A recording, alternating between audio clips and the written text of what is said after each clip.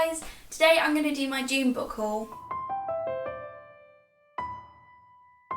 Me and Amy have had to do some pre-filming, so I'm aware this is going to go up mid-July, so I'm sorry that it's a bit late and couldn't go up in June, but we had other June videos planned. But yeah, it's currently nearly the end of June, and I bought a lot of books this month. I don't know why or how. It just built up. I went to stop my boyfriend for 10 days while he had his exams, and then afterwards. And I went into Cambridge and I went to Waterstones and this really good bookshop called Heifer's. So I bought 5 books then. Then me and him went to Foyles in London. Well, we went to London and I insisted that we go to Foyles because it didn't close till 9 PM. I got 2 more books there. And then I went to Waterstones the other day and got 2 more. So yeah, I've just accumulated a lot of books. They were all most of them were on like 3 for 2, buy one get one half price. But still, I shouldn't have bought this many because last summer, if you saw my TBR shame video, I have like 200 books to read. But I really want to read all these ones, so I'm just going to get into it. The first book I'm going to mention is not a drop to drink. I'm currently reading this, but I got my dad's Father's Day presents from Amazon, and I also got myself A Handful of Dust, I think it's called, which is the sequel to this duology by Mindy McGuinness.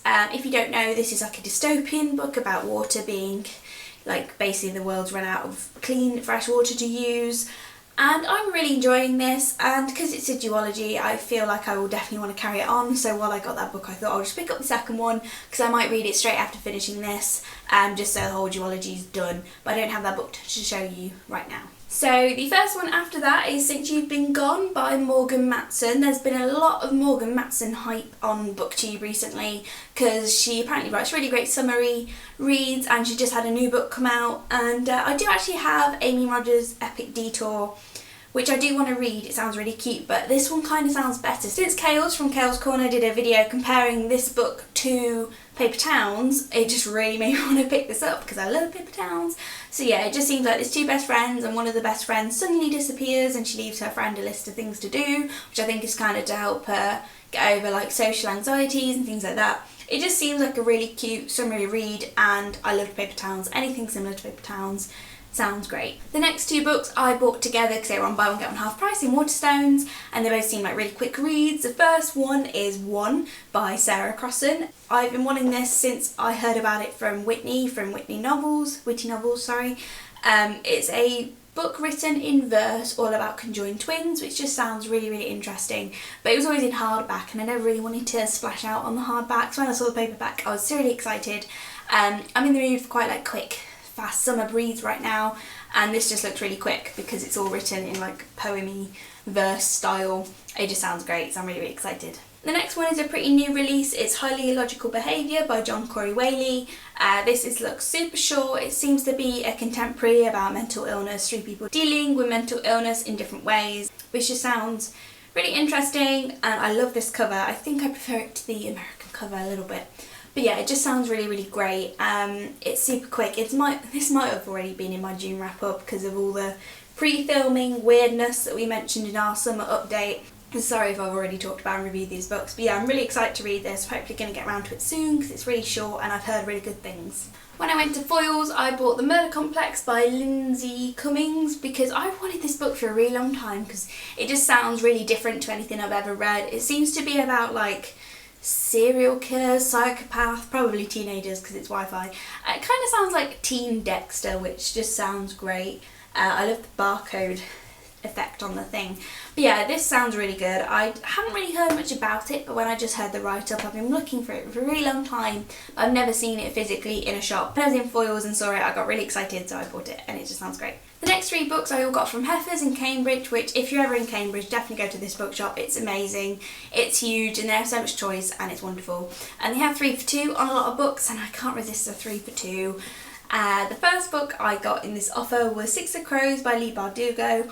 I don't really have any interest in the Grisha trilogy. I don't know why, it just doesn't really interest me. Amy has got the first book, she hasn't read it yet though.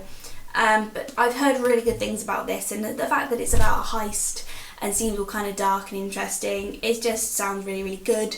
If I do love this, I'll probably go back and read the Grisha trilogy, but I'm really excited for this, especially because it's a duology, because you know what I'm like with series, can't go on with series, so yeah, I really hope I love this. Do you want to go?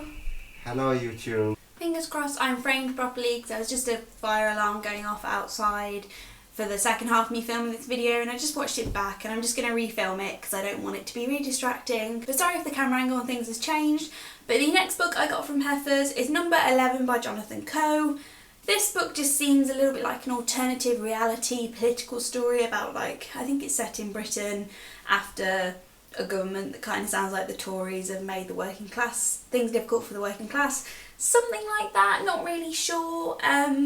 It seems very quirky and different. Definitely the cover caught my eye. I'm trying to read a few more adult books at the minute because I'm getting a little bit sick of YA and the tropes of them and stuff. So this just sounded really interesting. It might be something a lot different for me to read.